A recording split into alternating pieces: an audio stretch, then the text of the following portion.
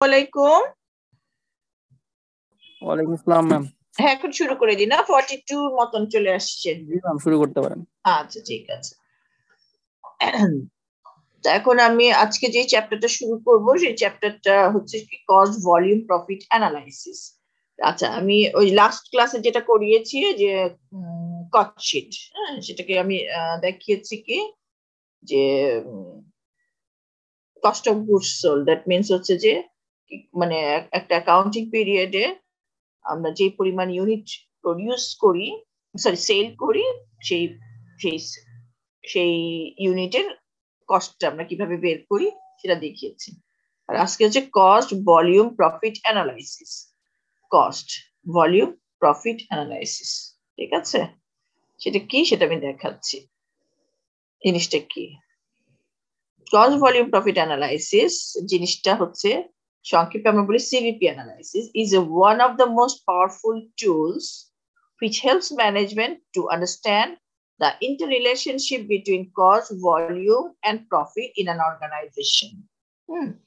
মনে করো একটা অর্গানাইজেশনে যে তিনটা এলিমেন্ট আছে, কস্ট এন্ড ভলিউম। প্রথমে কস্ট এন্ড ভলিউম বলি, যে ভলিউম অফ আউটপুট চেঞ্জ হওয়ার সাথে সাথে কস্ট কিরকম ভাবে চেঞ্জ হয় এবং কস্ট চেঞ্জ হওয়ার সাথে সাথে প্রফিট কিরকম ভাবে এফেক্টেড হয়, সেই যে রিলেশনশিপটা সেটা আমরা দেখাই কিভাবে কস্ট ভলিউম প্রফিট অ্যানালাইসিসের সাথে সাথে।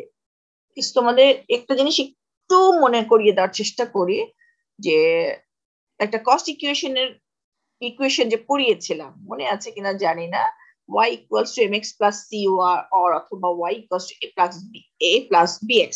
হ্যাঁ, এই যে মানে বিভিন্ন ইয়েতে আমরা পড়িয়েছিলাম যে ইকুয়েশন, মানে লেটার ইউজ করে, whatever it is, y equals to a plus bx, এই ইকুয়েশনের মাধ্যমে আমরা দেখিয়েছিলাম কি যে বিভিন্ন লেভেল অফ অ্যাক্টিভিটিতে কস্ট কিরকম হয়, তাই না?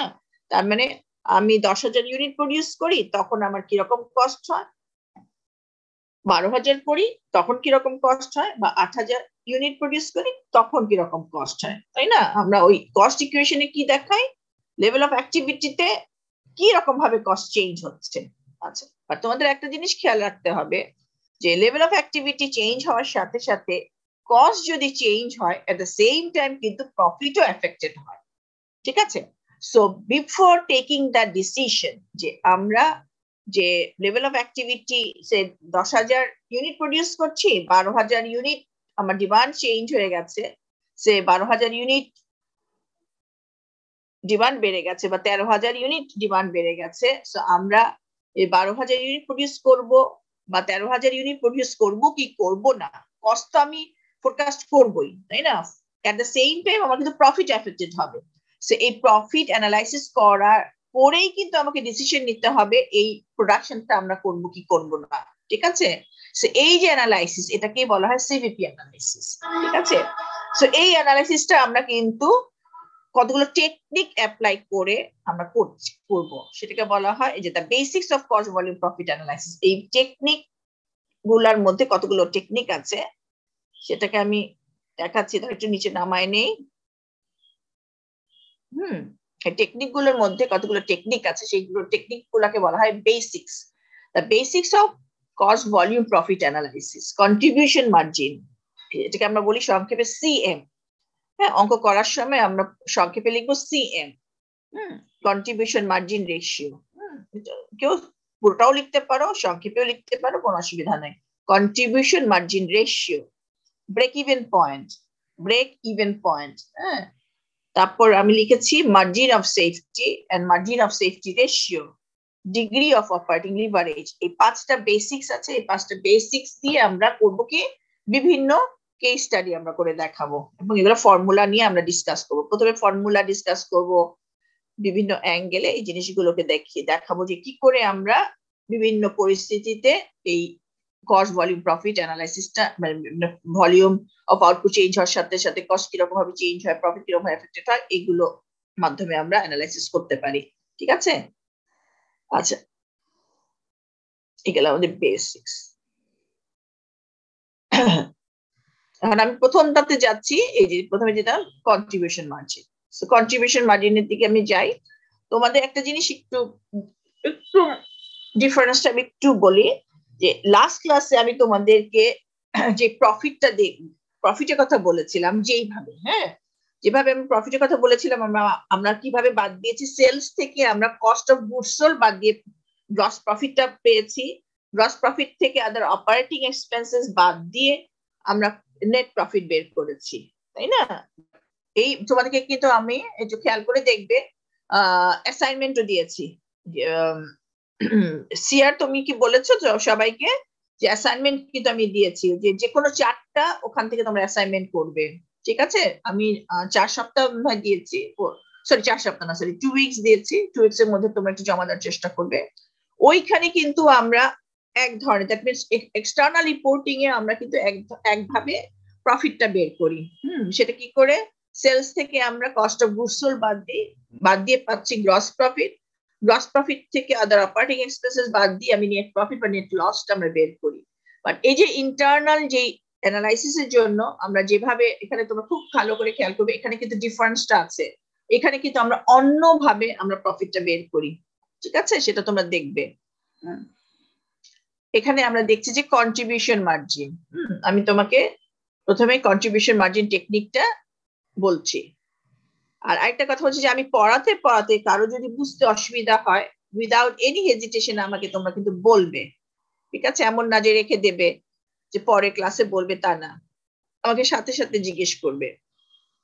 Contribution margin is the amount remaining from sales revenue after variable expenses have been deducted. দেখো ওই যে ডিফারেন্সটা আমি তো একটু খেয়াল করবে, কারণ এই পরের চ্যাপ্টারেই কিন্তু আমি দুটো সিস্টেমে ডিফারেন্সটা করাবো, যে কস্ট অফ গুডস সোল্ড যেভাবে যে ইনকাম স্টেটমেন্টটা করিয়েছি সেটার ডিফারেন্সটা করাবো, এবং এই সিস্টেমে যে ইনকাম স্টেটমেন্ট করাবো সেই সিস্টেমের সেই ইনকাম স্টেটমেন্ট ডিফারেন্সটা করাবো পরের চ্যাপ্টারে। আচ্ছা, এখানে দেখো, এইখানে আমরা করব কি, প্রথমে সেলস থেকে বাদ দিব কি ভেরিয়েবল কস্ট অফ সেলস। মানে এখানে আমরা এই ক্লাসিফিকেশনটাতে আসছি। প্রথমে বাদ দিচ্ছি কি, সেলস থেকে বাদ দিব কি ভেরিয়েবল কস্ট অফ সেলস। যদি 10,000 ইউনিট বিক্রি করি, 10,000 ইউনিট প্রডিউস করতে যা ভেরিয়েবল কস্ট লাগছে সেটা আমি প্রথমে বাদ দিব। বাদ দিয়ে যেটা পাবো সেটাকে বলবো আমি কন্ট্রিবিউশন মার্জিন। আমি এই চ্যাপ্টারটা খুব আস্তে আস্তে পড়াচ্ছি, দেখো। অঙ্ক করতে তো অঙ্ক করবা, অঙ্ক কিন্তু করতে তোমাদের বেশি সময় লাগবে না। Contribution margin is that amount remaining from sales revenue after variable expenses have been deducted. 10,000 unit যদি আমি বিক্রি করি, 10,000 ইউনিট প্রডিউস করতে যা ভেরিয়েবল কস্ট লাগছে সেটাকে বলছি আমি contribution margin, CM. It is the difference between sales and variable cost of sales. আমি জাস্ট লিখে দিলাম, CM is the amount available to recover fixed cost and then provide profit for the period. Then এই যে contribution থেকে আমি করব কি total fixed cost for the period যেটা আছে সেটা বাদ দেব, বাদ দিয়ে যেটা থাকবে সেটাকে আমি বলবো প্রফিট ফর দ্য পিরিয়ড। দেন আমি এক্সাম্পলটা দিয়ে বুঝাচ্ছি, দেখো। তারপরে আমি এইগুলো আবার এক্সপ্লেইন করছি। If sales revenue is 1 lakh, মনে করো আমি যত ইউনিটই বিক্রি করি না কেন, বিক্রি করে আমি 1 লাখ টাকা সেলস রেভিনিউ পেয়েছি, এবং ভেরিয়েবল কস্ট অফ সেলস, মনে করো ভেরিয়েবল কস্ট বা মানে যত ইউনিট আমি প্রডিউস বিক্রি করেছি তার ভেরিয়েবল কস্ট মনে করো 60,000 হয়েছে। পরে আরো ডিটেলস যাব। টোটাল কন্ট্রিবিউশন মনে করো 40,000 আমি পেয়েছি। নাও if total fixed cost for the period is টাকা 35,000, মনে করো ওই একটা অ্যাকাউন্টিং পিরিয়ডের টোটাল ফিক্সড কস্ট হচ্ছে 35,000। সো প্রফিট উইল বি 5,000, ঠিক আছে? তার মানে আমার সিস্টেমটা কি, সেলস থেকে আমি বাদ দেবো কি variable cost of sales, variable cost of sales বাদ দেওয়ার পরে আমি যা পাবো সেটাকে বলছি কন্ট্রিবিউশন। কন্ট্রিবিউশন থেকে আমি টোটাল ফিক্সড কস্ট বাদ দিব, ফিক্সড কস্ট বাদ দেওয়ার পর যেটা থাকবে সেটাকে বলা হচ্ছে profit or the loss in the case may be, ঠিক আছে? সিকোয়েন্সটা তাহলে কি হচ্ছে, contribution is mainly used first to recover the fixed cost and then whatever remains that goes towards profit. তার মানে সেম রেশিওটা কেন ইয়ে করা হয়, বের করা হয়, দেখতে চায় একটা অর্গানাইজেশন যে সিএম রেশিও, সিএমটা দিয়ে আমি টোটাল ফিক্সড কস্টটা রিকভার করতে পারছি কিনা। টোটাল ফিক্সড কস্ট রিকভার করার পরে যা থাকে তারপরে আমার কোনো প্রফিট আমার হচ্ছে কিনা, ঠিক আছে? If CM is not sufficient enough to recover the fixed cost, then a loss occurs for the period. তার মানে একটা অর্গানাইজেশন চাইবে যে প্রথমে ফিক্সড কস্ট রিকভার করতে পারছি কিনা। যদি ফিক্সড কস্ট রিকভার করতে না পারে, তার মানে কি fixed contribution margin sufficient enough না।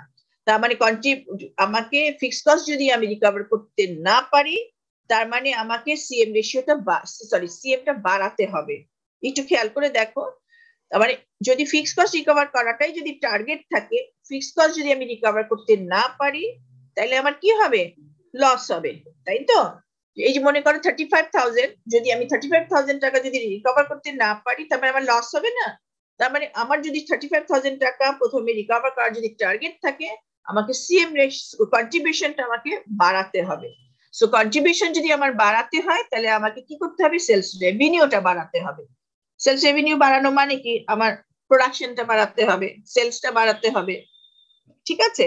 তারপরে এইভাবে মানে অর্গানাইজেশনটা, দ্যাট মিন্স ম্যানেজমেন্ট চাইবে কি, মানে কন্ট্রিবিউশনের মাধ্যমে মানে ফিক্সড কস্ট বাড়ানোর মাধ্যমে সে দেখতে চায় যে সে আমার মানে সেলসটা কিভাবে আমি বাড়াতে পারি।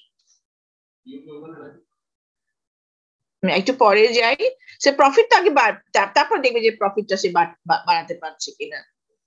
ফর এক্সাম্পল, তুমি দেখো, if contribution is 35, then it is not sufficient to recover the fixed cost of টাকা 40,000. মনে করো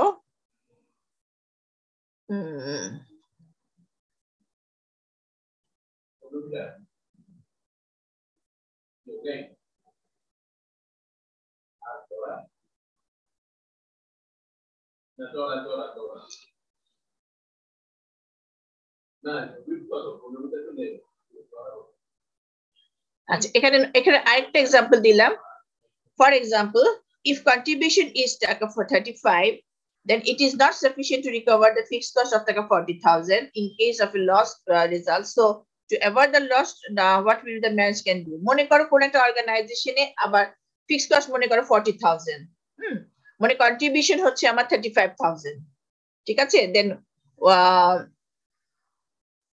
in case of a loss, মনে করো যে আরেকটা যদি এক্সাম্পল দিই, মনে করো যে ফিক্সড কস্ট মনে করো 45,000 টাকা হলো, ঠিক আছে? আর কন্ট্রিবিউশন মনে করো 35,000 টাকা হলো, তার মানে কি আমার লস অকার হচ্ছে, ঠিক আছে? যদি লস অকার হয়, to avoid a loss or to make a profit, আমার ম্যানেজমেন্ট আমাকে কি করতে হবে? So target of management will be to increase the contribution. So আমাকে যদি কন্ট্রিবিউশন ইনক্রিজ করতে হয়, আমাকে সেলস ভলিউম ইনক্রিজ করতে হবে, মানে সরি সেলস ভলিউম আমাকে, তার মানে আমাকে আউটপুট বাড়াতে হবে, অথবা সেলিং প্রাইস বাড়াতে হবে, অথবা ভেরিয়েবল কস্ট ডিক্রিজ করতে হবে। কারণ তুমি একটু খেয়াল করে দেখো, আমাদের কন্ট্রিবিউশন মানে কি? কন্ট্রিবিউশন মানে হচ্ছে যে কন্ট্রিবিউশন দিয়েই তো আমি কি করছি? ফিক্সড কস্টটাকে রিকভার করব। সো কন্ট্রিবিউশন হচ্ছে it is a difference between sales minus variable cost. তার মানে সেলস যদি আমি আমি যদি কন্ট্রিবিউশন বাড়াতে চাই, আমাকে কি করতে হবে? সেলস বাড়াতে হবে। সেলস যদি আমি বাড়াই, সেলস ভলিউমটা আমাকে বাড়াতে হবে, অথবা সেলিং প্রাইস আমাকে বাড়াতে হবে, অথবা ভেরিয়েবল কস্টটাকে আমাকে কমাতে হবে। তো সেলস ভলিউম যদি আমি বাড়াই, একটু খেয়াল করে দেখো, সেলস যদি আমি ভলিউম বাড়াতে চাই, সে আমি যদি 10,000 ইউনিট যদি এট প্রেজেন্ট আমি যদি সেল করি, তো আমাকে 12,000 ইউনিট যদি আমি সেল করতে চাই, আমাকে ডিমান্ড বাড়াতে হবে। অনেকগুলো ফ্যাক্টর ম্যানেজমেন্টকে চিন্তা করতে হবে। সেলস ডিমান্ড যদি বাড়াতে চাই, আমাকে অ্যাডভার্টাইজমেন্ট খাতে খরচ করতে হবে, প্রোডাক্টের কোয়ালিটি বাড়াতে হবে। সো প্রোডাক্টের যদি কোয়ালিটি বাড়াতে চাই, সো প্রোডাক্টের কোয়ালিটি বাড়াতে গেলে আমাকে ভালো কোয়ালিটির গুডস দিতে হবে। ভালো কোয়ালিটির গুডস দিতে গেলে বেটার ম্যাটেরিয়ালস দিতে হবে, তাই না? লেবারদেরকে ইন্টেনসিভ দিতে হবে, যাতে করে আমরা ভালো গুডস তৈরি করতে পারি। অনেক ধরনের ফ্যাক্টর আছে, তাই না? সো আমি চাইলেই কিন্তু, আমার ডিমান্ড যদি আমি বাড়াতে চাই, অনেকগুলো ফ্যাক্টর কাজ করেই কিন্তু আমাকে ডিমান্ড বাড়াতে হবে। আবার সেলিং প্রাইস যদি আমি বাড়াতে চাই, তাই না? সেলিং প্রাইস কিন্তু আমি এটা যদি একটা কম্পিটিটিভ মার্কেট হয়, আমি ইচ্ছা মতন সেলিং প্রাইস বাড়াতে পারি। সরি, এটা যদি মনোপলি মার্কেট হয়, আমি ইচ্ছা মতন আমি সেলিং প্রাইস বাড়াতে পারি। কিন্তু যদি এটা কম্পিটিটিভ মার্কেট হয়, আমার অনেক একই ধরনের প্রোডাক্ট আছে, তাই না? অনেক ধরনের আমার বায়ার সেলার আছে যারা সেল করবে। আমি চাইলেই কি সেলিং প্রাইস বাড়াতে পারবো? তাহলে আমি মার্কেটে মানে কম্পিট করতে পারবো না। সুতরাং সেলিং প্রাইস বাড়াতে গেলে আমাকে চিন্তা ভাবনা করে সেলিং প্রাইস বাড়াতে হবে। সো আবার একটা জিনিস হচ্ছে ভেরিয়েবল কস্ট আমি কমাতে পারি। সো ভেরিয়েবল কস্ট মধ্যে কি কি আছে? ডাইরেক্ট ম্যাটেরিয়ালস আছে, ডাইরেক্ট লেবার আছে, তাই না? আদার কিছু কস্ট আছে, ওগুলো কিন্তু ইচ্ছা করলেই কিন্তু আমি কমাতে পারি না, তাই না? চাইলেও কিন্তু অনেক সময় কমানো যায় না, ম্যানেজমেন্টে কিছু ব্যাপার আছে, কনস্ট্রেইন থাকতে পারে। So what ever it is, অনেক ধরনের ফ্যাক্টরস মিলাই কিন্তু ম্যানেজমেন্টকে মানে ডিসিশন মানে মানে ফ্যাক্টরস কাজ করবে how to increase the contribution, তাই না? সো হোয়াট এভার এটার উপরে নির্ভর করবে মানে ম্যানেজমেন্ট এফিসিয়েন্সি। আর তোমাদের কাছে যদি কোয়েশ্চেন আমি ছোট্ট করে একটা দিই প্রতিটা মানে ম্যাথমেটিক্যাল কোয়েশ্চেনের মধ্যে, যে how to increase the contribution, তোমরা জাস্ট এই তিনটা আনসার দিয়ে দিবে। যে যে if we want to increase the contribution, we can do by increase in sales volume, increase in selling price, and decrease in variable cost. Just এই কয়েকটা information দিয়ে দিলেই অ্যাকসেপ্ট করে নিব।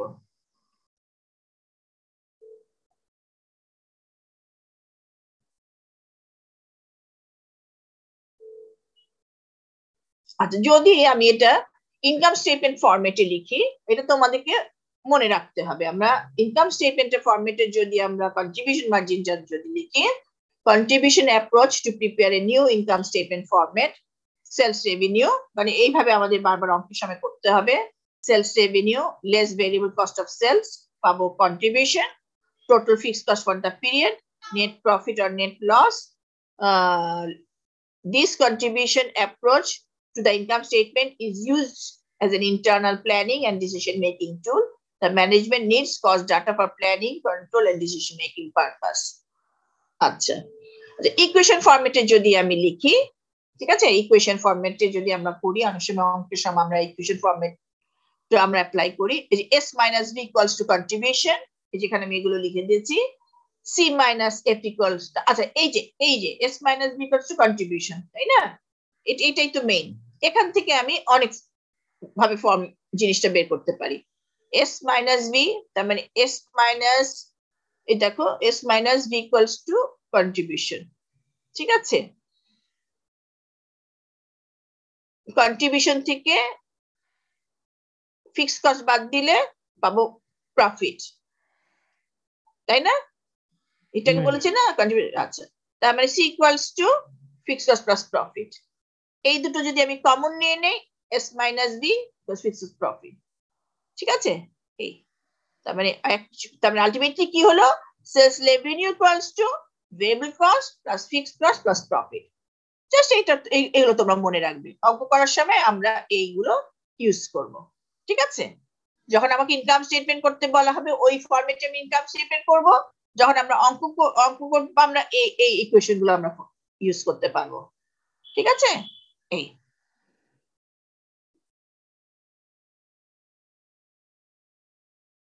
আমি পরে স্লাইডটা দেওয়ার আগে আমি পরে খেয়াল করব, যদি আমার কোনো কিছু ভুল মানে লেখা থাকে আমি ওগুলো ঠিক করে তারপর তোমাদেরকে স্লাইড দিব।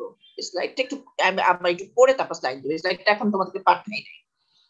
আচ্ছা, এই জিনিসটা সিবিপি অ্যানালাইসিসটাই আমি তোমাদেরকে অঙ্ক দিয়ে একটু করে দেখাচ্ছি। হ্যাঁ, with the help of the following cost data of a racing bicycle company, we will discuss all the basics of CBP analysis.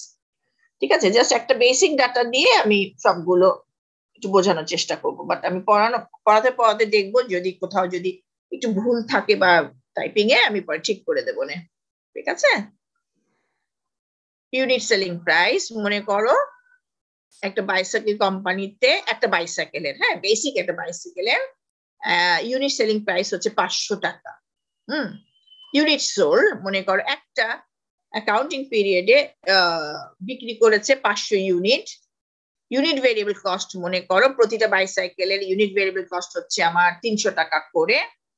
Total fixed cost for the period হচ্ছে 80,000 টাকা, ঠিক আছে? এই জাস্ট বেসিক, এটা মনে রাখবা। এই চারটা ইনফরমেশনই আমার প্রত্যেকটা মানে থ্রু আওয়ার দ্য ডিসকাশন এটা আমি ইউজ করব, ঠিক আছে? ওকে, সরি। এখন তুমি দেখো, এটা দিয়ে আমি একটা ইনকাম স্টেটমেন্ট তৈরি করছি। Racing bicycle company contribution income statement for the month of June. একটা মাসের আমি ইনকাম স্টেটমেন্ট তৈরি করি।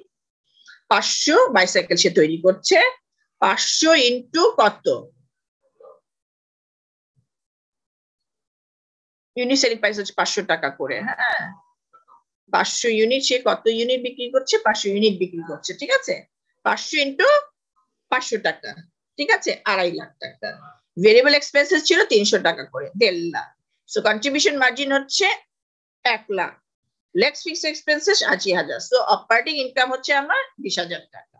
সো আমি লিখলাম CM contribution margin is use first to recover fixed expenses, any remaining contribution margin contributes to net operating income. So আমি এখানে বলতে পারি যে this contribution is sufficient enough to the recovery of our fixed cost, এবং এই fixed cost recover করার পরেও সে কত ইনকাম দিচ্ছে, 20,000 টাকা ইনকাম দিচ্ছে, ঠিক আছে।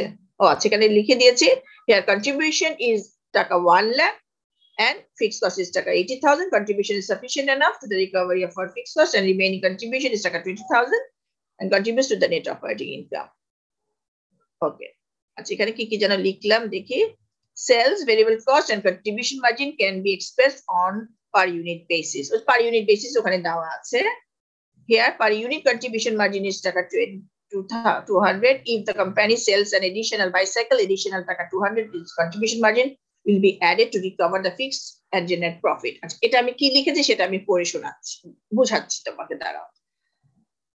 এখানে দেখো কন্ট্রিবিউশন মার্জিন পার ইউনিট কত করে পড়ছে, কন্ট্রিবিউশন মার্জিন পার ইউনিট করে। এখানে তুমি দেখো, এটা একটু বোঝাও, অঙ্কর জন্য তোমার জন্য এটা একটু বোঝাটা জরুরি। এখানে কন্ট্রিবিউশন মার্জিন পার ইউনিট কত করে, 200 টাকা করে না, 200 টাকা করে। একটু খেয়াল করে দেখো, প্রতিটা ইউনিট আমি বিক্রি করে কত টাকা করে কন্ট্রিবিউশন আর্ন করছি, 200 টাকা করে আর্ন করছি। তার মানে যত ইউনিট আমি বিক্রি করব, যদি 1 ইউনিট বিক্রি করি 200 টাকা, 2 ইউনিট বিক্রি করি 400 টাকা, তার প্রতিটা ইউনিট বিক্রি করে আমার কত, মানে ফিক্সড কস্ট রিকভার করতে কত টাকা করে সাহায্য করছে, 200 টাকা করে সাহায্য করছে, ঠিক আছে। যদি আমি 10,000 ইউনিট বিক্রি করি, তো 10,000 ইন্টু 200, কত ইউনিট কন্ট্রিবিউশন সে আর্ন করছে বলো তো, 10,000 ইন্টু 200 কত হবে, কন্ট্রিবিউশনটা কত হচ্ছে, একটু একটু মুখে মুখে বলে দাও। জাস্ট আমি পুরোটা ইনকাম স্টেটমেন্ট আমার তৈরি করার দরকার নাই, বলো। 2 লাখ। আমি 10,000 ইউনিট যদি বিক্রি করি, আমার কত কন্ট্রিবিউশন হবে, 10,000 ইউনিট ইন্টু 200 কত কন্ট্রিবিউশন আর্ন হবে, 2 লাখ। 2 লাখ হবে, তাই না। আমার ইনকাম স্টেটমেন্ট করার দরকার আছে, দরকার নাই। যদি ফিক্সড কস্ট রিমেইন কনস্ট্যান্ট থাকে, সো 2 লাখ থেকে আমি 80,000 বাদ দিয়ে দিলাম, সো আমার নেট প্রফিট কত হবে, তাই না, 2 লাখ থেকে, হ্যাঁ 1,20,000, ঠিক আছে। তার মানে কি, আর আমি without doing the income statement আমি কিন্তু ইজিলি আমি এই মানে এই যে কন্ট্রিবিউশন পার ইউনিট দিয়ে, এটা পরে কিন্তু আমার মনে হয় আবার লিখে মানে করে দেখাচ্ছি মনে হয়, জানি না, আমি আসলে এটা অনেক কয়েকদিন আগে এটা রেডি করেছি। মনে করো যে without doing the income statement আমি কিন্তু কন্ট্রিবিউশন পার ইউনিট দিয়ে কিন্তু এটা আমি ইজিলি বের করতে পারবো, তাই না। আমি যত ইউনিট প্রডিউস করছি বা সরি বিক্রি করব, তত ইউনিটকে যদি আমি কন্ট্রিবিউশন মার্জিন পার ইউনিট দিয়ে যদি মাল্টিপ্লাই করি এবং সেখান থেকে যদি আমি ফিক্সড কস্ট বাদ দেই, তাহলে আমি কিন্তু প্রফিটটা বের করতে পারবো ইজিলি। বুঝতে পারছো?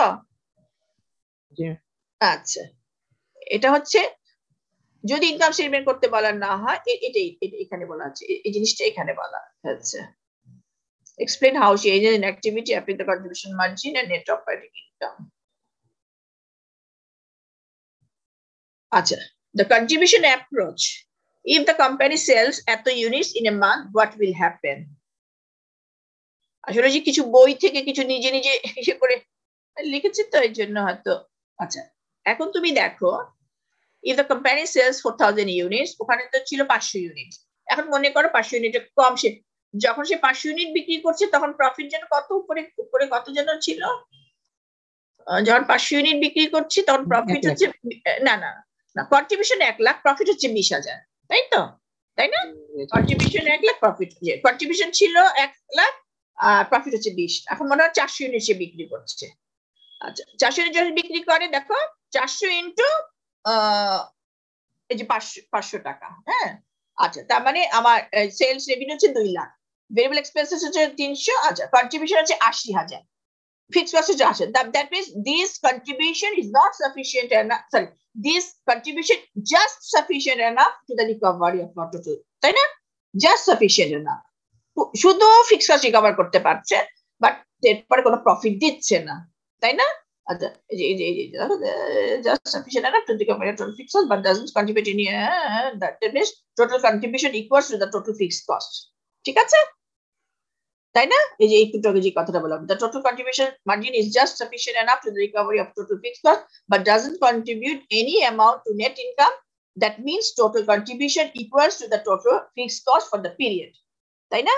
total contribution equals to the total fixed cost, তারপরে এই পিরিয়ডে total contribution equals to total fixed cost, এই যে বলা হয়েছে, that means it is operating at a break even point, will be discussed elaborately later. এই যে মনে করো contribution equals to fixed cost, তার মানে এখানে কোনো প্রফিট হচ্ছে না, কোনো লস হচ্ছে না, এই যে একটা পয়েন্ট, এটাকে বলা হচ্ছে ব্রেক ইভেন পয়েন্ট। এমন একটা পয়েন্ট আমি সেল করছি, কোনো প্রফিট হচ্ছে না, কোনো লস হচ্ছে না, এটাকে বলা হয় ব্রেক ইভেন পয়েন্ট। এটা আমরা ম্যাথমেটিক্যালি আরো ডিটেইলস পরে পড়বো, ঠিক আছে? বাট এটা মনে রাখবে, এমন একটা পয়েন্ট যে contribution will be equal to fixed cost, কোনো প্রফিট হচ্ছে না, কোনো লস হচ্ছে না, এটাকে বলা হচ্ছে ব্রেক ইভেন পয়েন্ট, ঠিক আছে? জি ম্যাম। ওকে, এখন তুমি দেখো the contribution approach. If the company sales one more bike, তাহলে কি হচ্ছে? Net operating income will increase by টাকা 200। সেটা কিভাবে হচ্ছে দেখো, যদি আমি একটা বেশি করি, দেখো এটা অঙ্ক করে দেখা আছে, 200 টাকা আমার প্রফিট বেশি হচ্ছে, তাই না? দেখো মানে মাধ্যমে for each additional unit sold above the break even sales, additional এত for each unit contribution margin will help to recover. তো দেখো, যদি একটা ইউনিট যদি বেশি বিক্রি করি আমার 200 টাকা প্রফিট আর্ন হচ্ছে, যদি 402 ইউনিট যদি বাইসাইকেল হয় 400 প্রফিট হবে, তাই না? 403 বাইসাইকেল যদি হয় 600 টাকা প্রফিট হবে, তার মানে above the break even point, তাই না? আমার ব্রেক ইভেন বাইসাইকেল হচ্ছে, মানে ব্রেক ইভেন পয়েন্টটা কত হচ্ছে? 400 ইউনিট হচ্ছে, তাই না? ওখানে 400 ইউনিট যদি আমি বিক্রি করতে পারি, কোনো প্রফিট হবে না, কোনো লস হবে না, তাই না? তুমি একটু খেয়াল করে দেখো, 400 ইউনিট এক্সিড করে আমি যত ইউনিট বিক্রি করতে থাকবো, এটা খেয়াল করবা, এটা অঙ্ক মানে মনে রাখাটা জরুরি। 400 ইউনিট এক্সিড করে আমি যত ইউনিট বিক্রি করতে থাকবো, তত আমার প্রফিট আর্ন হতে থাকবে। বাট কি করে? তুমি যদি মুখে মুখে যদি করো, অবশ্যই আমরা এটা অঙ্ক ফর্মুলা দিয়ে আমি করবো, 400 ইউনিট এক্সিড করে যত ইউনিট আমি বেশি বিক্রি করতে থাকবো, কন্ট্রিবিউশন মার্জিন পার ইউনিট হচ্ছে আমার 200 টাকা করে, তার মানে এক ইউনিটের জন্য 200, 2 ইউনিটের জন্য 400, 3 ইউনিটের জন্য 600, তার মানে 200 টাকা করে আমার কন্ট্রিবিউশন আমার বাড়তে থাকবে। For each additional unit sold above the break even, মানে above the break even sales, additional 200 টাকা for each unit as contribution margin will help to recover the fixed cost and make profit. তুমি 401 unit bicycle বিক্রি করো, 200 টাকা profit. 402 bicycle করো, 400 টাকা profit. তুমি অঙ্ক যত করবা তুমি দেখবা যে এইভাবে তোমার প্রফিট বাড়তে থাকবে, ঠিক আছে? কিন্তু তুমি যদি উইদাউট ডুইং দা ইনকাম স্টেটমেন্ট তুমি যদি এভাবে করো, তুমি যদি করো যে তুমি মানে অ্যাবাভ দা মানে ব্রেক ইভেন পয়েন্ট কত বেশি ইউনিট তুমি বিক্রি করছো, সো ইউনিটকে যদি তুমি কন্ট্রিবিউশন মার্জিন পার ইউনিট দিয়ে যদি মাল্টিপ্লাই করো, তুমি প্রফিটটা পেয়ে যাবে। দেখো এইভাবে, এই দেখো, if the company sells one bike less than the, আচ্ছা এটা তো একভাবে দেখালাম, ও যে আমি আসলে আগে বলে ফেলেছি, এটা তো একটা দেখালাম, ঠিক আছে? এটা তো এক ইউনিট প্রফিট বেশি হচ্ছে। আবার এখানে ওই কথাটা বলার আগে এটা আবার দেখানো হয়েছে, if the company sells one bike less than the break even sales, that means 399, the company will incur a loss of টাকা 200, prepare the income statement by yourself. তুমি যদি এক ইউনিট কম করো, 399 মানে বাইক যদি বিক্রি করো, দেখবা যে 200 টাকা আমার কম লস হচ্ছে। তারপরে ব্রেক ইভেন পয়েন্টের থেকে যদি, দ্যাট মিন্স আমি যদি 400 ইউনিট হচ্ছে আমার ব্রেক ইভেন পয়েন্ট, 400 ইউনিটের থেকে যদি এক ইউনিটও যদি আমি কম বিক্রি করি, তাহলে আমার লস হবে। কত টাকা দিয়ে লস হবে? 200 টাকা দিয়ে লস হতে থাকবে। আমি 399 যদি বাইকস যদি আমি বিক্রি করি, এক ইউনিট যদি কম ইয়ে করি, তারপর 200 টাকা লস হবে। যদি 398 বাইকস বিক্রি করি, 400 টাকা আমার লস হবে। যদি 397 বাইকস যদি আমি বিক্রি করি, 600 টাকা লস হবে। ব্যাপারটা বুঝেছো? মানে ব্রেক ইভেন পয়েন্ট থেকে যদি আমি এক ইউনিট করতে করতে করে করে যদি আমি কম ইউনিট যদি আমি বিক্রি করতে থাকি, ওই 200 করে করে 200 মাল্টিপ্লাই করে করে আমার লস হতে থাকবে। ঠিক আছে?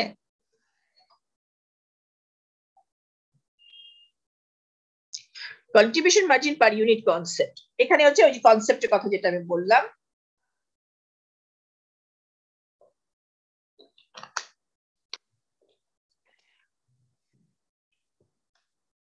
একটু পানি খেয়ে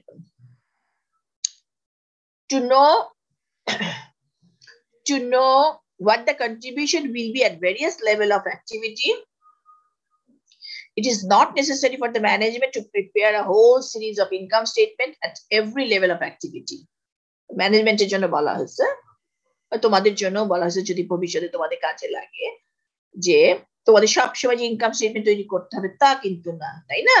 যে না আমি এই যে 399, 398, 397 বা 401, 402, 403 সবসময় সেটা করতে হবে না। The accountant simply multiply the number of units to be sold by the contribution margin per unit. For example, if the company sells এত bikes, the total contribution will be এত bikes per unit হলেই হয়ে যায়। হ্যাঁ, similarly, we do not need to prepare an income statement to estimate the profit at a particular sales volume. Simply multiply the number of units sold above the break-even point by the contribution margin per unit. কিভাবে? For example, if the company sells 430 bikes, যদি এত bikes আমরা produce করি, তাহলে profit কি রকম করে হবে? Its net operating income will be 4 এত units minus এত unit bikes এত contribution margin, তাহলে হবে এত। সিম্পলি জাস্ট কন্ট্রিবিউশন মার্জিন দিয়ে করলেই আমরা এতটা পেয়ে যাব।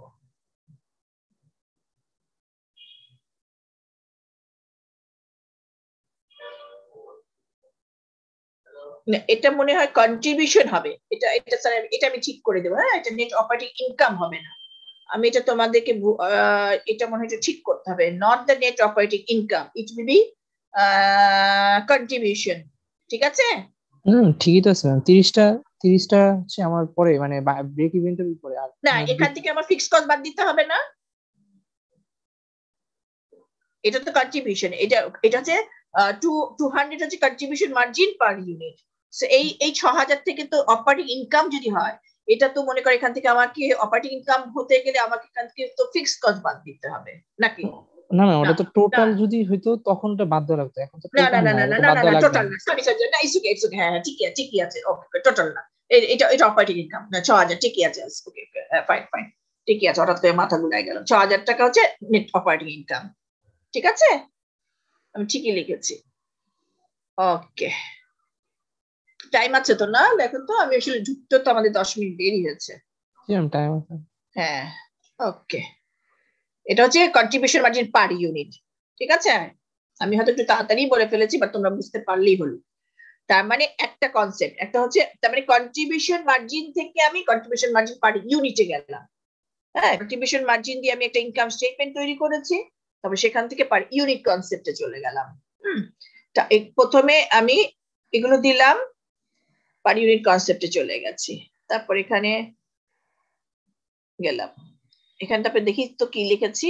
To estimate the profit at a particular sales volume, simply multiply the number of units sold. এটাই আর কি বলে দিলাম, above the break-even point by the contribution margin per unit. Once the break-even point has once the break-even point has reached, net income will increase by the unit contribution margin for each additional unit sold. এই জন্য যে fixed cost already বাদ হয়ে গেছে। আচ্ছা, তার মানে contribution মার্জিনটা কি আর বলা দরকার আছে? আমি রেশিওতে চলে যাব।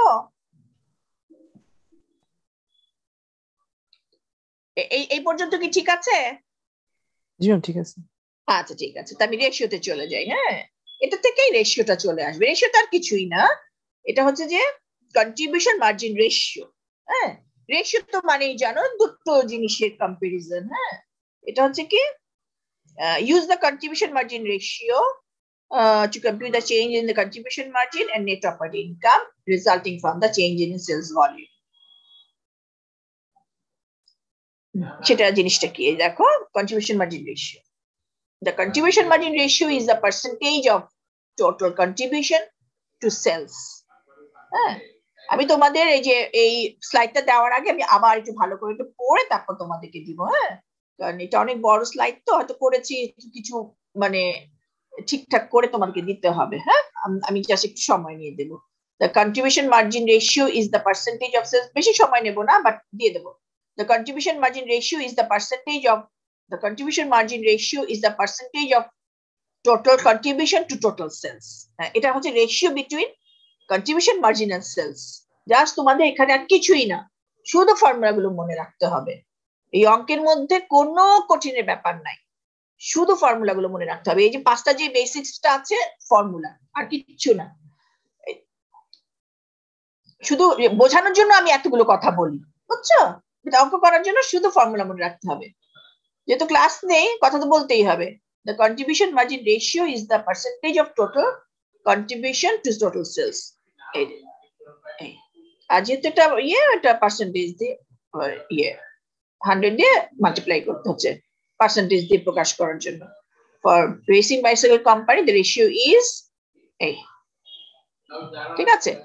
ওই যে প্রথম যে ইনকাম স্টেটমেন্টটা করেছিলাম, তাই না, বেসিক ইনফরমেশনটা দিয়ে, সেটা দিয়ে 80,000 টাকা ছিল আমার সিএম রেশিও, আর টোটাল সেল ছিল 2 লাখ মাল্টিপ্লাই 40%। বাট এইটা তোমরা মনে রাখবে, আমার বেসিক কন্ট্রিবিউশন মার্জিন রেশিও হচ্ছে 40% পেয়েছি, based on the actual data 40%। ঠিক আছে, each টাকা 100 increase in sales result in a total contribution margin হচ্ছে এত, তাহলে পার্সেন্টেজ হচ্ছে 40%।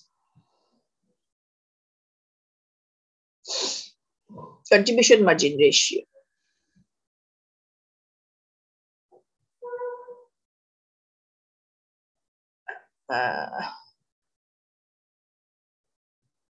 মানে কিছু কিছু কথা যদি রিপিট হয়ে থাকে আমি সেগুলো পরে করে ফেলবো, বুঝছো? contribution margin ratio or in terms of যদি ইউনিটস এ যদি আমি বের করি, বুঝছো? contribution margin ratio or in terms of units, the contribution margin ratio is CM ratio unit CM unit selling price. যদি আমি ইউনিটে যদি বের করতে চাই, হ্যাঁ না সরি ইউনিট দিয়ে যদি বের করতে চাই, মানে ইউনিটে যদি মানে একটা হচ্ছে যে তুমি মানে একটা হচ্ছে যে টোটাল ফিগার দিয়েও বের করা যায়, ব্যাপারটা বুঝছো? টোটাল অ্যামাউন্ট দিয়েও বের করা যায়, ইউনিট সেলিং প্রাইস দিয়ে বের করা যায় 40%। ঠিক আছে, তো আমার ভাষাটা ঠিক আছে কিনা পরে ভালো করে পড়ে দেখবো। আর for racing bicycle company the ratio is হচ্ছে এত। তার মানে ওটা ছিল যে টোটাল ফিগার দিয়ে, এটা হচ্ছে ইউনিট সেলিং প্রাইস দিয়ে। ইউনিট কন্ট্রিবিউশন ছিল 200, ইউনিট সেলিং প্রাইস ছিল 500, 40%। তারপরে কোয়েশ্চেনে তোমার যেটা আছে, অনেক সময় কোয়েশ্চেনে হয়তো তোমার টোটাল ফিগার নাও থাকতে পারে, তাই না, ইউনিট সেলিং প্রাইস থাকতে পারে, তখন আমরা ইউনিট সেলিং প্রাইস দিয়ে এই 40% বের করব, মানে সেম রেশিওটা বের করব। আচ্ছা, এখানে এই জিনিসগুলো কিছু আছে, এখানে তুমি এটা একটু ঠান্ডা মাথায় দেখো। The CM ratio is extremely useful. CM রেশিওটা, হ্যাঁ, কেন আমরা ইউজ করব, কেন আমরা শুধু সিএম কন্ট্রিবিউশন মার্জিনটা ইউজ করতে পারি, সিএম রেশিওটা পার্সেন্টেজ আমরা কেন করছি? এটা আমরা অনেক সময় মানে কন্ট্রিবিউশন মার্জিন ছাড়াও সিএম রেশিও দিয়েও আমরা অনেক কিছু বের করতে পারি। তুমি দেখো, the CM ratio is extremely useful in that it enable how the contribution margin will be affected by the changes in sales volume. Say present sales is টাকা 2 লাখ, হ্যাঁ, মনে করো present sales is টাকা 2 lakh and expected sales is টাকা 2 লাখ 30। মনে করো অ্যামাউন্টে দেওয়া আছে, হ্যাঁ, not in units এ। মনে করো আমি আগে বললাম যে 400 ইউনিট প্রডিউস করছি, এখন 30 ইউনিট বিক্রি করছি, ইউনিটে না অ্যামাউন্টে বলা আছে যে এখন প্রেজেন্ট সেলস হচ্ছে আমার 2 লাখ আমি আমার ইনক্রিজ করছে 2,30,000 তে। If selling price per unit এবং ভেরিয়েবল কস্ট পার ইউনিট যদি রিমেইন সেম থাকে, তুমি একটু খেয়াল করে দেখো, সেলিং প্রাইস পার ইউনিট এবং ভেরিয়েবল কস্ট পার ইউনিট যদি সেম থাকে তাহলে কিন্তু সিএম রেশিও কিন্তু সেম থাকবে। যখন ইনক্রিজ ইন সেলস হয়, এই সিচুয়েশনে যদি ভেরিয়েবল কস্ট এবং সেলিং প্রাইস পার ইউনিট যদি চেঞ্জ হয়ে যায় তাহলে কিন্তু সিএম রেশিও চেঞ্জ হয়ে যাবে ফোরকাস্টের ক্ষেত্রে। কিন্তু সেলিং প্রাইস পার ইউনিট এবং ভেরিয়েবল কস্ট পার ইউনিট যদি রিমেইন সেম থাকে তাহলে সিএম রেশিও কিন্তু সেম থাকবে। দেখো এগ্রি করো কিনা, দেখো বুঝতে পারছো? হ্যাঁ ঠিক আছে, আমি আবার বলছি, মনে করো আমি প্রেজেন্ট সেলস আমার 2,00,000 টাকা, এখানে আমার ইউনিট সেলিং প্রাইস এবং ইউনিট ভেরিয়েবল কস্ট আমার যেটা আমার ছিল, সেলিং প্রাইস ছিল আমার 500 টাকা, ভেরিয়েবল কস্ট ছিল আমার 300 টাকা, ঠিক আছে, তার মানে কন্ট্রিবিউশন হচ্ছে আমার 200 টাকা ছিল। ওইখানে আমার সিএম রেশিও হচ্ছে আমার 40%, ঠিক আছে, ওকে ফাইন। এখন আমার এক্সপেক্টেড সেলস হচ্ছে 2,30,000, ঠিক আছে, আবার unit selling price unit variable cost গুলো চেঞ্জ হয় নাই, তার মানে আমার সিএম রেশিও 40%ই হবে। সুতরাং এক্সপেক্টেড সেল যদি আমার হয় 2,30,000, ওইখানে যদি আমি বের করতে চাই, হ্যাঁ কন্ট্রিবিউশন বের করতে চাই, আমি ইজিলি 40% আমি অ্যাপ্লাই করতে পারবো, ঠিক আছে। যদি এক্সপেক্টেড সেল যখন 2,30,000 হয়, তখন যদি কোনো কারণে যদি সেলিং প্রাইস যদি চেঞ্জ হয়ে যায়, তখন কিন্তু সিএম রেশিও 40% থাকবে না, থাকবে, তখন আমি আর 2,30,000 সময় 40% দিয়ে মাল্টিপ্লাই করতে পারবো না, পারবো না, তখন আমার নতুন করে সিএম রেশিও বের করতে হবে। এখানে এই জিনিসটা এখানে আমি বলার চেষ্টা করেছি।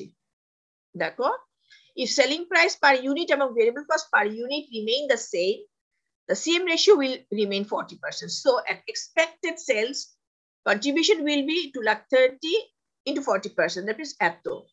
If fixed cost remain constant at taka 40, profit will be taka eto percent.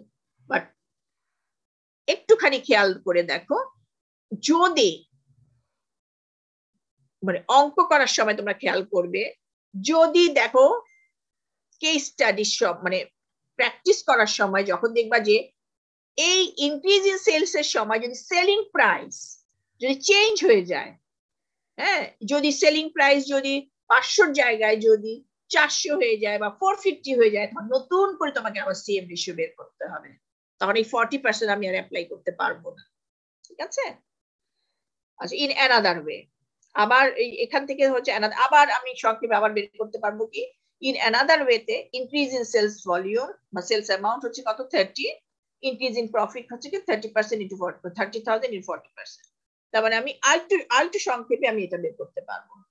কে কত সংক্ষেপে টাইম সেভ করে অঙ্ক করতে পারে সেটার উপর করে। অনেকে আবার করে কি আমি দেখেছি, মানে ইনকাম স্টেটমেন্ট রেজাল্ট কিন্তু সেম, পুরো ইনকাম স্টেটমেন্ট তৈরি করে তারপর হয়তো করছে, কেউ হয়তো সংক্ষেপে তৈরি করে দিচ্ছে, রেজাল্ট কিন্তু সেমই আসতেছে, মার্কসও সেম পাচ্ছে, কোনো অসুবিধা নেই, কিন্তু অনেক হয়তো টাইম বেশি লাগছে।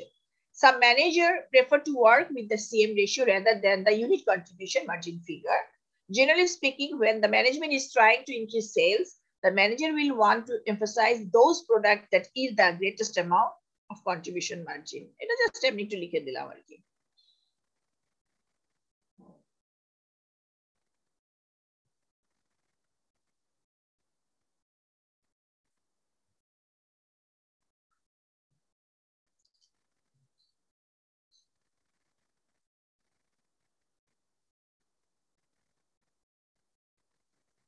এটা এটা মনে হয় বই থেকে তুলে দিয়েছি, এটা কি কেন দিয়েছি, এটা 422 এত, আচ্ছা এখানে দেখাচ্ছি যে মনে করো সেলস করছে এত বাইকস এত বাইকস এর সময় এত ইয়ে হলো, কন্ট্রিবিউশন ইনক্রিজ করছে এত বাইকস এর ক্ষেত্রে, এত বাইকস করছে, এত increase in sales volume results এত ইনক্রিজ ইন সিএম রেশিও 40%, মানে ও সরি এটা ইনকাম স্টেটমেন্ট দিয়ে তৈরি করে দেখিয়েছে, বুঝছো, আমরা ইনকাম স্টেটমেন্ট ছাড়াও ওইভাবে করতে পারি, সেটাই দেখিয়েছে আর কি। আচ্ছা আজকে কি ব্রেক ইভেন পয়েন্ট করাবো, দেখো ম্যাম টাইম নাই তো টাইম নাই, তাহলে থাক, নেক্সট ক্লাসে আমি আবার ব্রেক ইভেন পয়েন্ট করাবো, ঠিক আছে? আর এইটুকু পর্যন্ত আমি আগে একটু ইয়ে করে নিবো, আর কিছু অ্যাড করা যায় কিনা বা নতুন করে কিছু করা যায় কিনা, কোনো ভুল এডিশন আছে কিনা একটু সময় নিয়ে আমি একটা এই উইকটা দেখে তারপর তোমাদেরকে স্লাইডটা দেবো, ঠিক আছে? জাস্ট ক্লাসটা করাবো বলে কোনো মতে এগুলো রেডি করেছিলাম আমি, ঠিক আছে? হ্যাঁ, ওকে।